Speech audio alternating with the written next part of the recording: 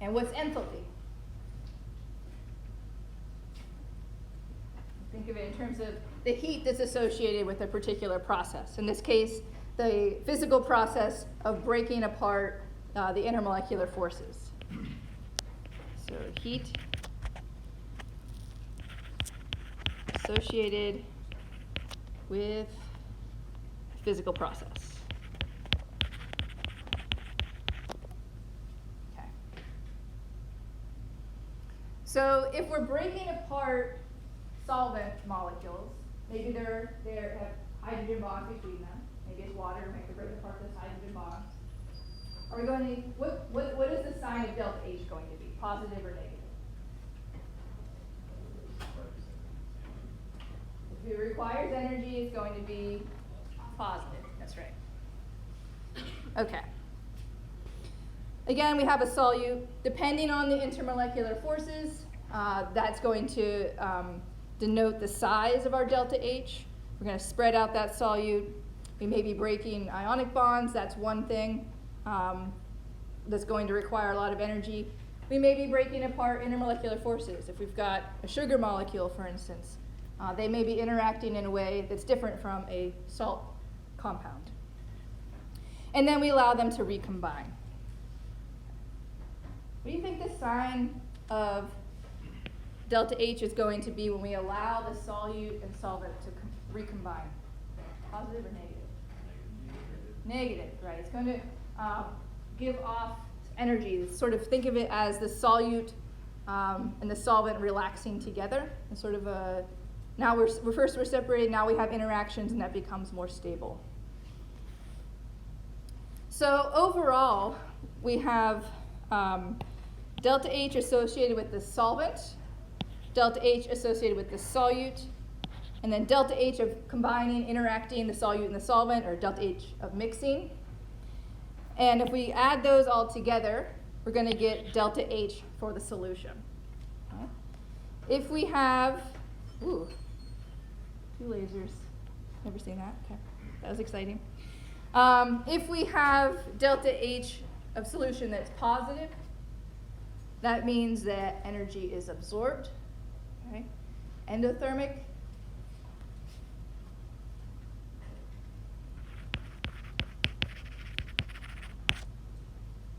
And in that case, the solution is going to feel cold. If we have negative, energy is released, solution will feel hot, and that's exothermic.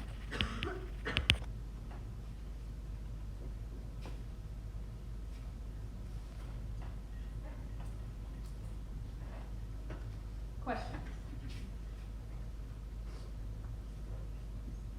Okay. I think, all right, so let's sort of think about this at the particle level. Okay? Let's look at dissolving sodium chloride in water. We're going to take solid sodium chloride, NaCl. We're going to put that in water, and we're going to form the sodium ions and the chloride ions.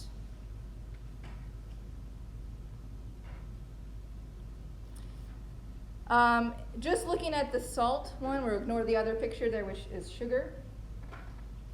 What types of forces are we breaking when the salt, NaCl, goes into solution? Just in the salt, NaCl. What are we breaking there? Yes. Solute, yes. But more specifically than that? You're right, but you want to guess again?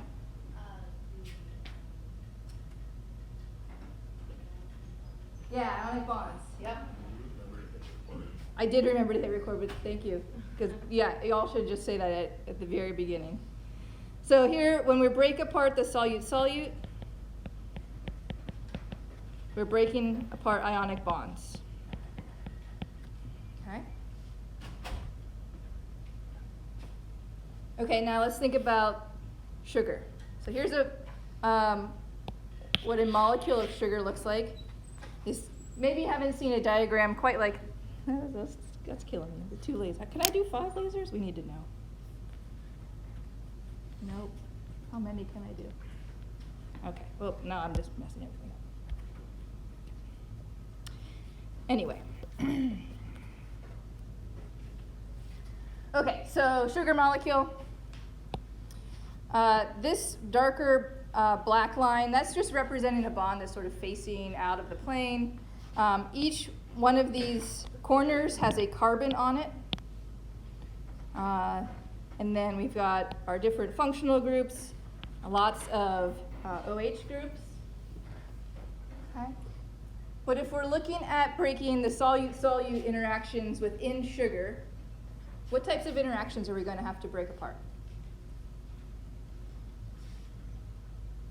Go ahead. Hydrogen bonds. Yeah, so we have all the different types of intermolecular forces represented here. We have OH groups, and so we can have hydrogen bonding. Again, those OH groups are going to have dipoles, and so we have dipole-dipole interactions. And this is, again, just between sugar molecules. And then we also have London dispersion.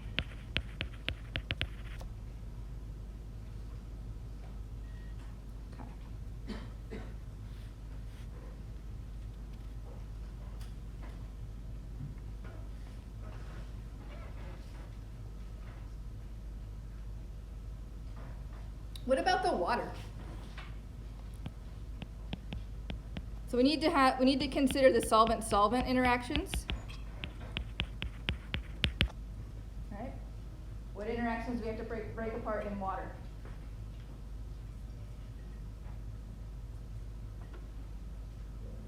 Yeah, go ahead. Hydrogen bonding. What else? Dispersion. Dipole-dipole.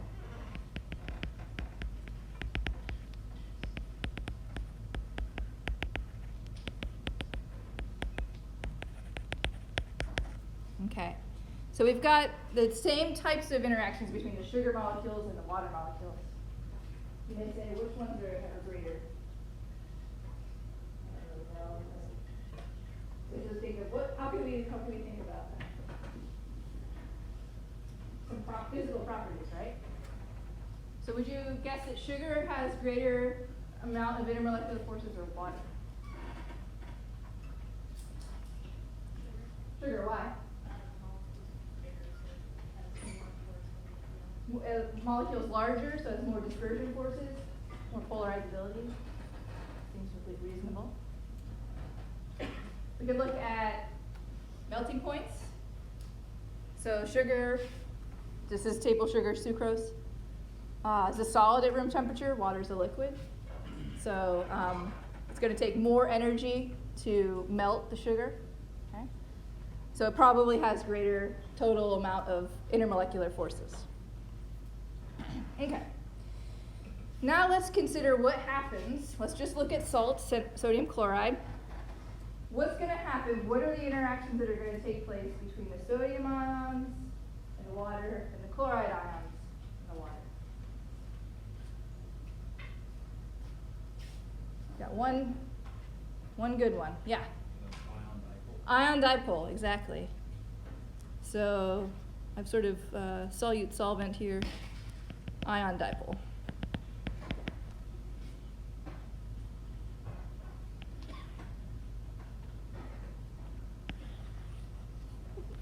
Yeah, that's logical. Okay. And then for our sugar molecule, what are the solute-solvent interactions going to be?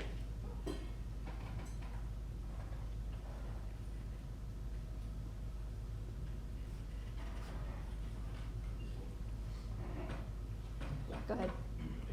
The big three. I like that. So hydrogen bonding is going to be present.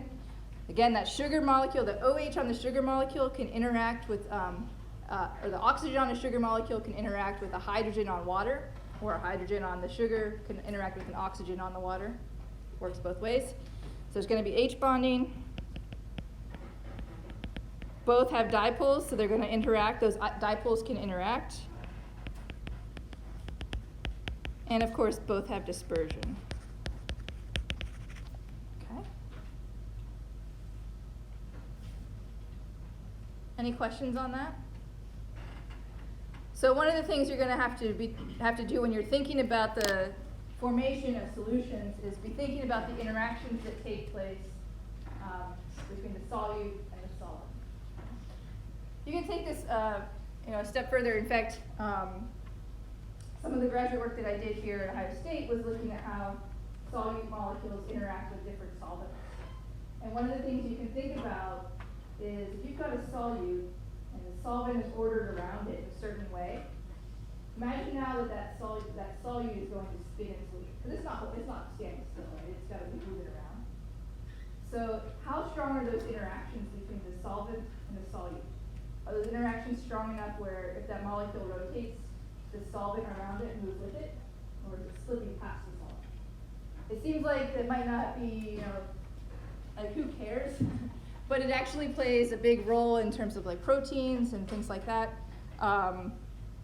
Thinking about one of the things that is sort of ties along with that is when you receive light into your eye, there's a molecule called rhodopsin that does what's called an isomerization. So basically the molecule changes shape. And so if you think about how the water surrounding that molecule in your eye interacts with that isomerization, that sort of plays a role as well. There are different things like that. The thermic reaction, yeah. Okay.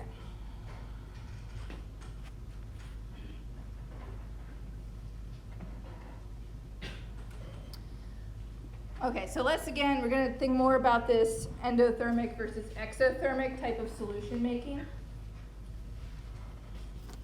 So in this plot, we have enthalpy on our y-axis. So this is supposed to be enthalpy. The x-axis doesn't really matter. It's just sort of showing the process of forming the solution. So again, we're thinking about this, kind of reiterating what we've already seen. When we separate a solvent, we need to put energy into the system. So this is a positive, again, plus sign VE is positive. Positive delta H, so we're inputting some energy into the system in order to break apart those solvent molecules, just like when you boil water. Okay, you're inputting energy into the system, into the water, to break apart the water molecules. We also need to do the same thing for the solute. So if we have a solid, we need to separate those molecules or those ions in some way, so we have a positive delta H. When we add those together, okay, we're going to create a larger delta H. So it's just sort of like adding those two vectors, essentially. But basically just adding the magnitude of delta H here. Okay? And we said that when we mix the solute and solvent, that's going to give off energy. It's going to have a negative delta H. So that's what this down arrow is showing. So this is negative minus VE. And now we've got a difference. We've got delta H final and delta H initial. And that gives us delta H of solution. And written vertically, it says delta H of solution is greater than 0. So it's positive. Okay, endothermic, positive delta H.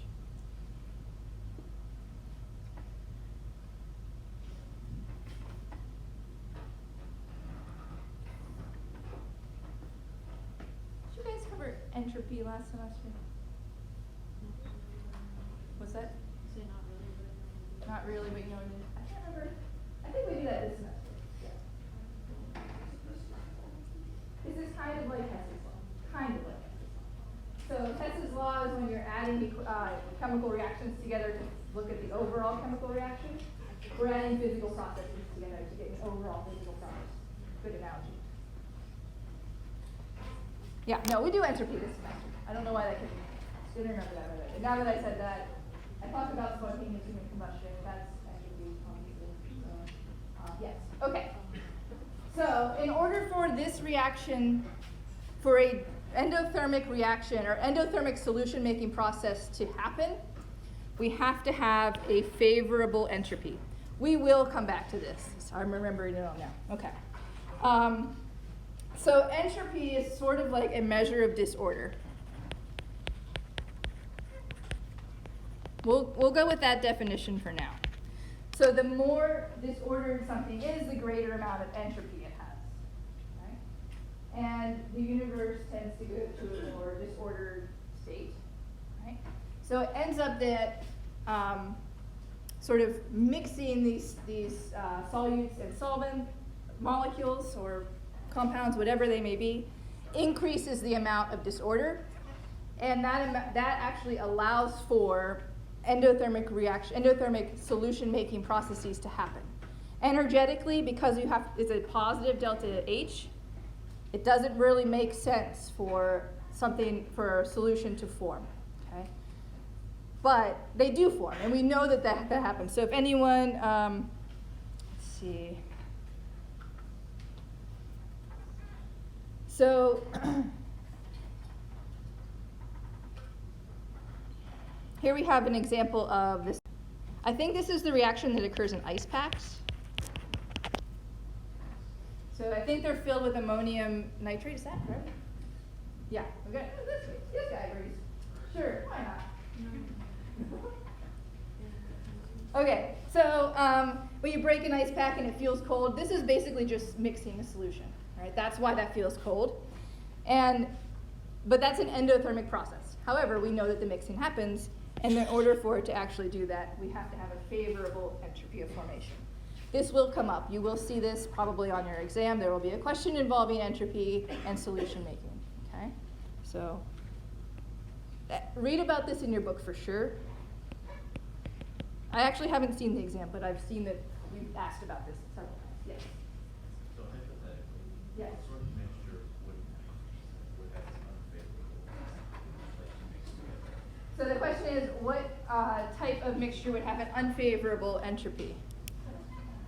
Something that would be endothermic, but not mixed for that reason. I don't know off the top of my head, but we certainly know that there are solutions that don't mix. So we saw the demo on Friday. We tried to mix ethanol and hexane. We know that those don't mix, right? I don't know if the reason is because of entropy or if it's for a different reason. I know that there are other reasons, certainly. It has to do with like dissolves like, but is that an entropy reason? Good question. Go back. Any other questions? Now that I said it's on the exam. There's definitely, this is definitely in your book, so definitely read through that section. Okay. Endothermic, right? We know for certain that we need to consider entropy because we have a positive delta H. Okay. Any other questions? Okay, so we also have solutions that are formed and give off energy. Calcium chloride, when it mixes with water, it feels hot. Okay. Because it's exothermic. Again, we have enthalpy on the y-axis of this plot in the solution process. So again, we may be having a positive delta H for the solvent, positive delta H for the solute. Combine those to form that vector. And now when we mix those solutions, it actually gives off some amount of energy in the form of heat. So that's a negative delta H. And overall, the delta H of solution is going to be less than 0, okay? Also known as negative.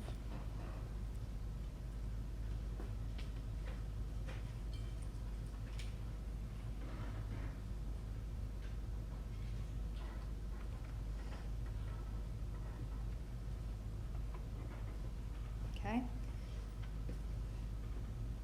So with these two figures, I want you to be thinking about what the magnitudes of delta H mean in terms of whether a solution forming is going to be positive or negative in its overall delta H, and whether that means the solution is going to be feel hot or feel cold. Okay, those are kind of the main ideas here with these two slides. Questions on either of those? We don't have to consider entropy in this case. in case you were thinking that.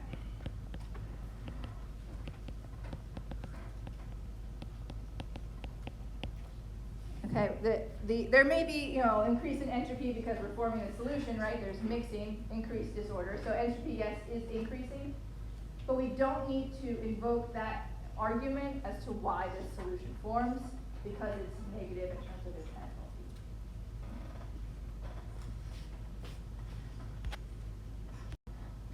So we haven't. Okay, here's a question.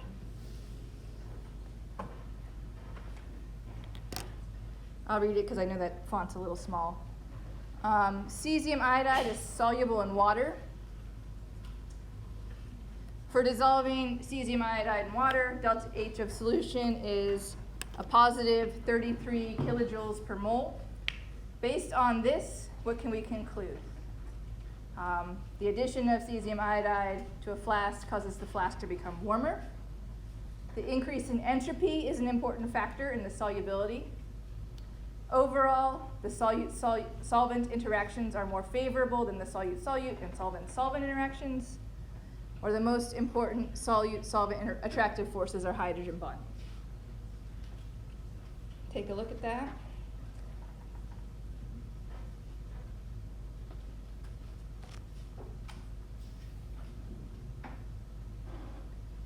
Are there any answers anyone feels like we can immediately cross out? Yeah.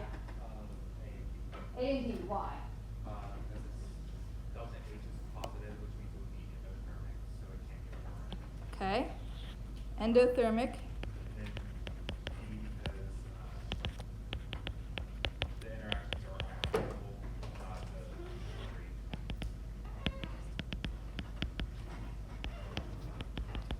Okay, perfect. So we can get rid of option A because delta H of solution is positive, so it's an endothermic process. So the solution itself will feel cool. Gone. We can get rid of D because there's no hydrogen bonding possibilities here in terms of the solute and the solvent interactions.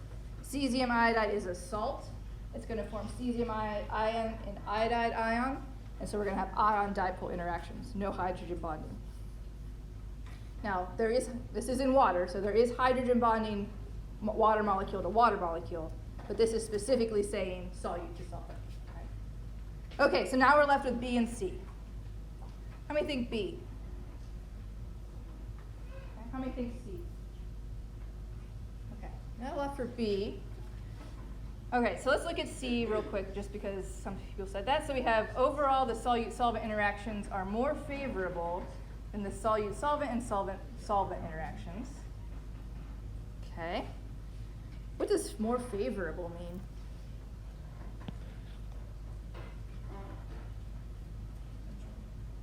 Yeah. Tends towards entropy. So like greater entropy. Okay.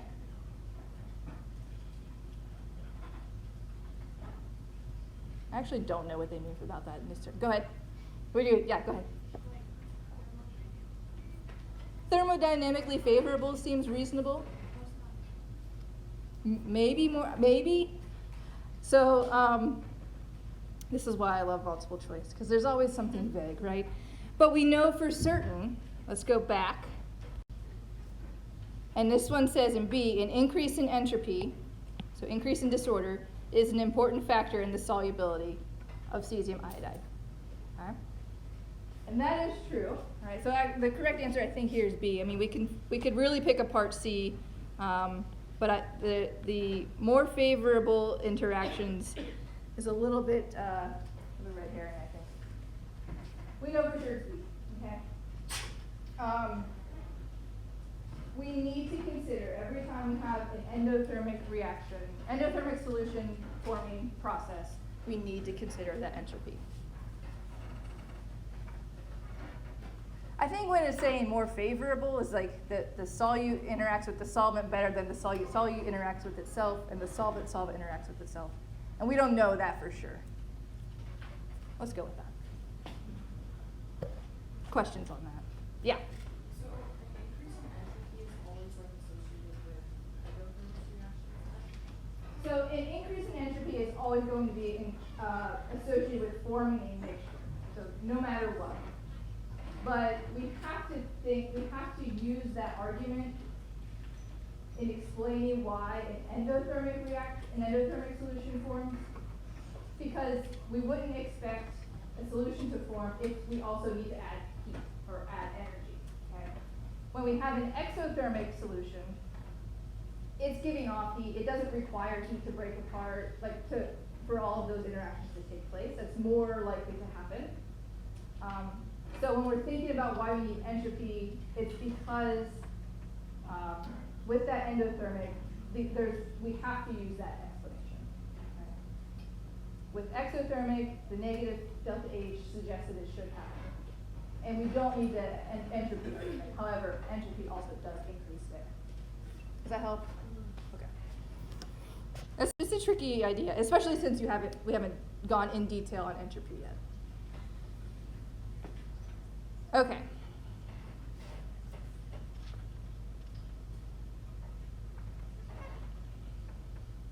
So, units of solubility. These units of solubility are kind of variable. These aren't set in stone. It's not like we always measure temperature in Celsius or Kelvin. There's lots of different ways of representing solubility.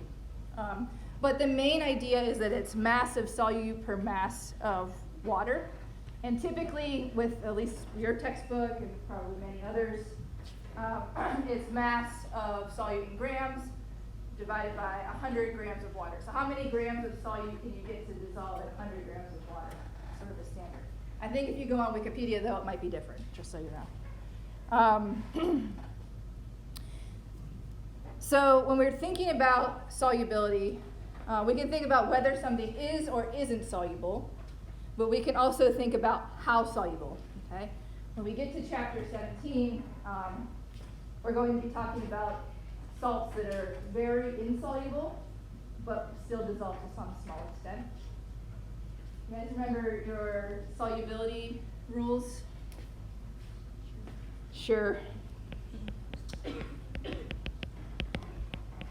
I mean, you will, certainly when we get to chapter 17, we're going to say all of those rules are a lie, because most things are soluble at some level. It just might be incredibly small. But in any case, the solubility is referring to the amount of substance that will dissolve in a quantity of solvent at a given temperature. And that's also important. The temperature will play a role in how soluble something is. Okay? Yeah, and then for aqueous solubility, usually it's grams of solute per 100 grams of water. Okay?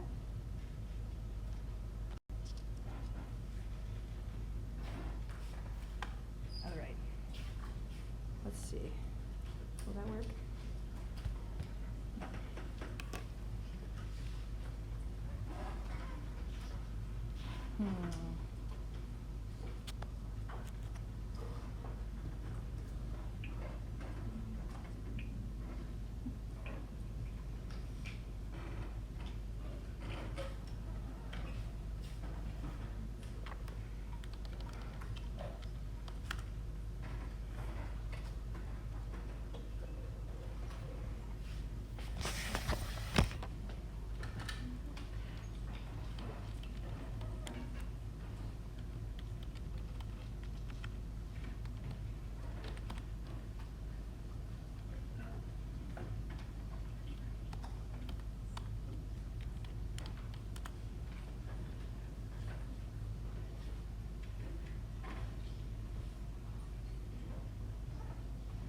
All right. For those of you who've taken Gen Chem here previously, you may have seen these PET simulations, and if you haven't, you may have also seen these PET simulations. These are simulations that a group at University of Colorado put together. They're really nice, good at explaining various concepts. And so we're going to take a look at this one just sort of briefly. So this one is referred to salt and solubility.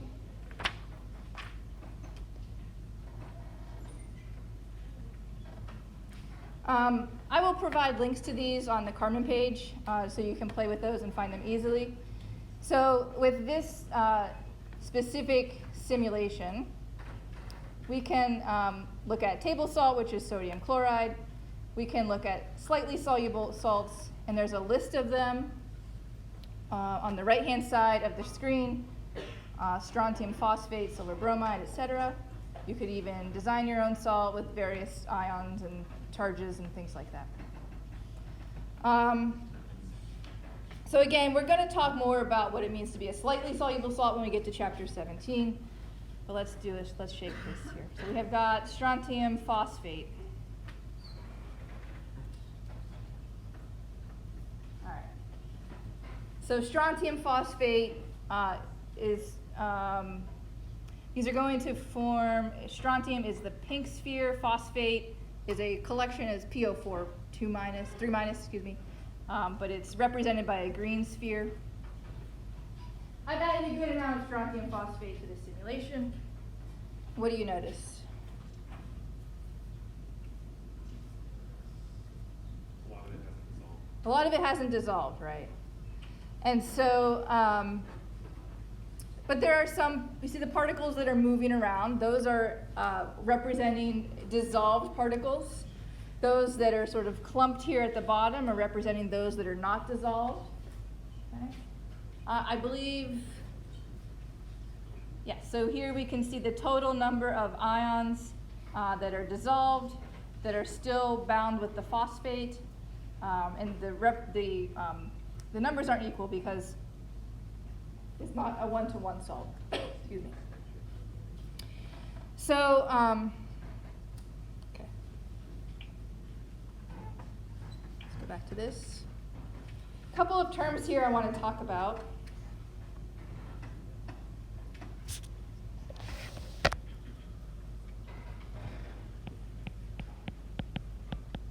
Unsaturated solutions, saturated solutions, and supersaturated solutions.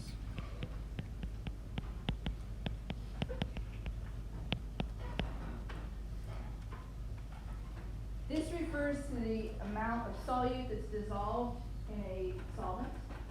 Okay? We've got these three terms that sort of represent a whole spectrum of the ability for something to dissolve. If something is saturated, it means we've dissolved exactly the amount of solute that can go into solution. Dissolved the exact amount that can go into solution. I'm going to abbreviate, you're going to see this often. Solution, S-O-L, apostrophe N. That's my abbreviation for solution. Okay? If something is unsaturated then, what do you expect that to mean? You could add more, right? Okay. So,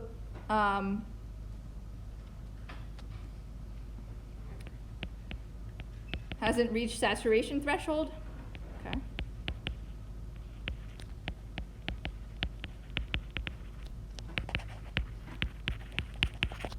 What about supersaturated?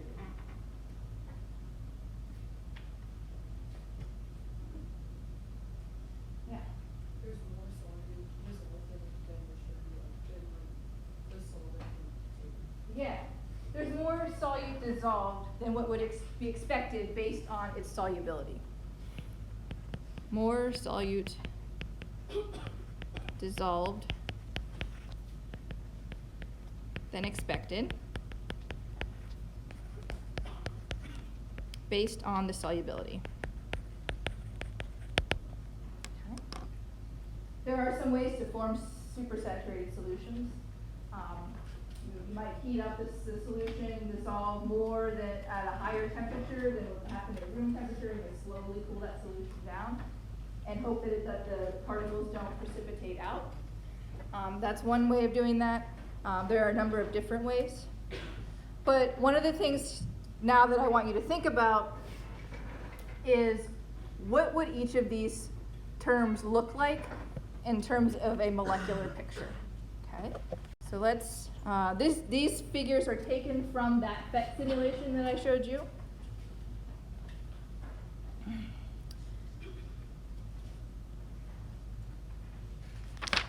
Let's see. Okay. So initially we are going to have a salt solution of sodium chloride. We're going to dissolve that in water. We put a crystal of sodium chloride in water, and it's going to dissolve.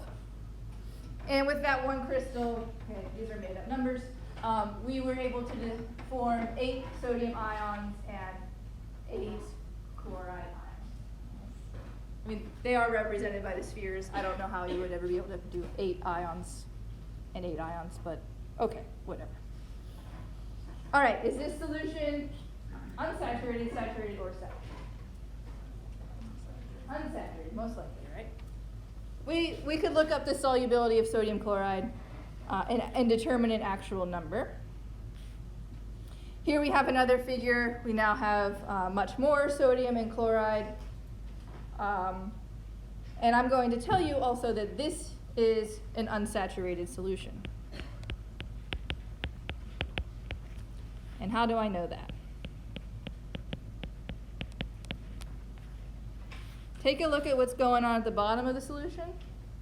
Not much, okay? Things are still moving around, all right? So we go to our next slide. Oh, I didn't have it. Change source.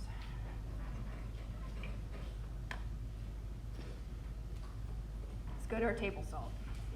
Ooh, look at, oh, it had a nice structure. Sorry, okay. All right, so now we've got sodium chloride. We're going to add a whole bunch here. They're dissolving. I need some more. We've got 139 sodium ions, and 139 chloride, and they're all dissolved still, according to this chart. Let's do more. Ah, there we go. Okay, oh, are they gonna all dissolve? Yes. Keep going.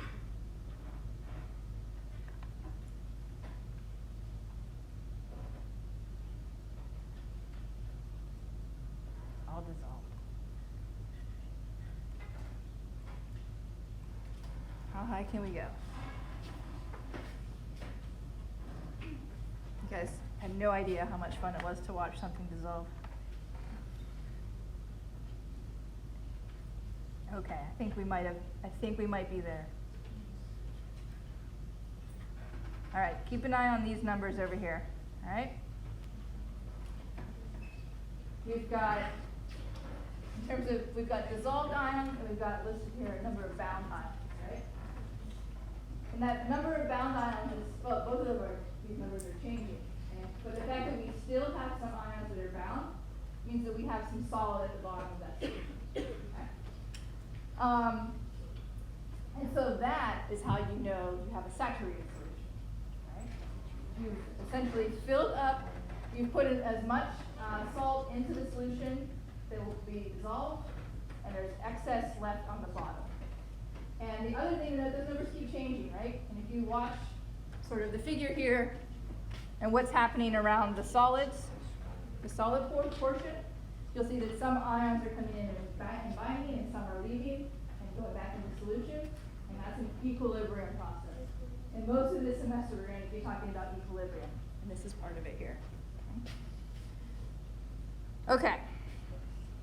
Questions on that? Yes?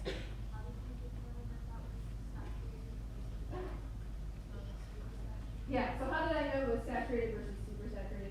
Well, in terms of that PhET simulation, it doesn't do supersaturated, so that's part of it. The other thing we would be able to do is look up the solubility for a given salt. If it's, let's say it's 100 grams of salt per, well, we'll do 50 grams of salt per 100 grams of water. Right? But if we take a measurement and find that the actual solubility in a solution is now 70 grams per 100 grams of solution, but we expected to only max out at 50, now we know that's a supersaturated solution. There would still, there might not be stuff on the bottom. Yeah. Because once you have if you have a supersaturated solution that starts to precipitate, and so there's solid at the bottom, usually everything precipitates until it goes to its unsaturated or just the perfectly saturated concentration. Yeah. So was there not calculate something to find out if it's like saturated or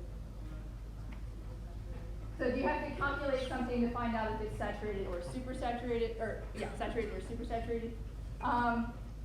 Possibly, but a lot of it might just be comparison to its solubility, value for solubility. So is this not always the threshold? Is it like a little bit at the bottom? That's what I'm. Yeah, okay, so important, with this, yeah, that's a great point. With this simulation, we know it's not supersaturated because there is solid at the bottom, okay? That's a good way to think about that. If this were allow us to heat up the solution, we dissolved everything and then we cooled it back down and everything stayed in solution in no solid form, that would be supersaturated. Simulation is not that advanced. Does it have to be at a higher temperature or the same temperature you can supersaturate after you cool it? So, okay. Yeah, so let's say now we have our sodium chloride solution. And let's say we heat it up. Right now, at this temperature, we have solid on the bottom, right? So this is a saturated solution. We heat it up, everything dissolves at whatever temperature it is. Is that saturated, unsaturated, supersaturated? It might be saturated or unsaturated. It depends on what the solubility is at that temperature. Okay? If then we cool it back down, and everything stays in solution, now it's supersaturated. Good question.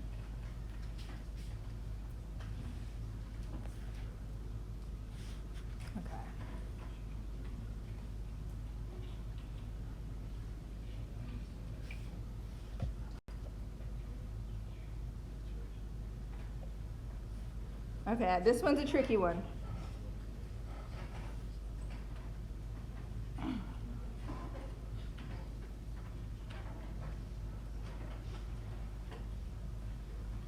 Okay, we've got a slightly soluble salt, silver bromide, and we have a solution here that we're forming. And so we have dissolved some number of silver and bromide ions, and we have some that are bound. So is this unsaturated, saturated, or supersaturated? Saturated, yep. Oh my. That's a highlighter. Okay. Now we add some water.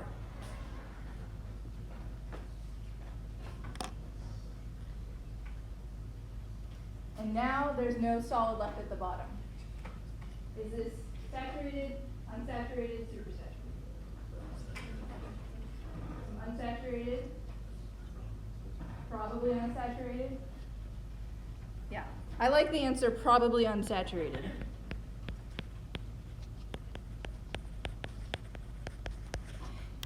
We could technically be at the point of saturation. Okay? If we've added just the right amount of water, where we're at exactly the solubility, then it could just be saturated. Okay? Could be saturated if exactly at point of solubility.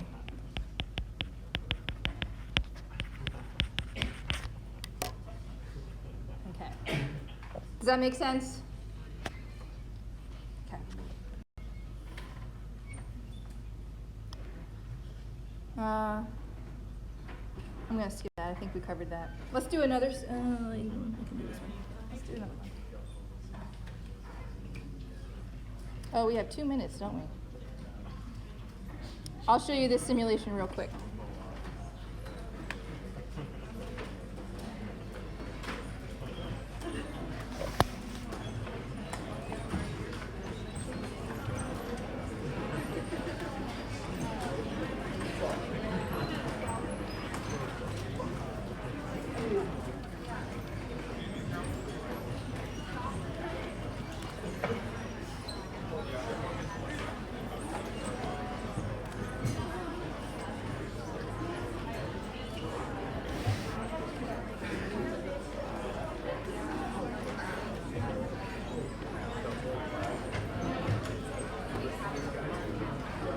All right, real quick before you go, I'll post a link to this simulation as well. In this simulation, you can add different types of salt, and you can look at the concentration of that solution in terms of moles per liter, okay? We are gonna start talking about concentration units soon. With this, I want you to think about making saturated solutions, unsaturated solutions, and supersaturated solutions. See if you can do those. Look at the effect of evaporation, okay, on the concentration, and think about, you can add water and all that. I want you to play around with that and think about those three terms that we just discussed today, okay? Have a good day.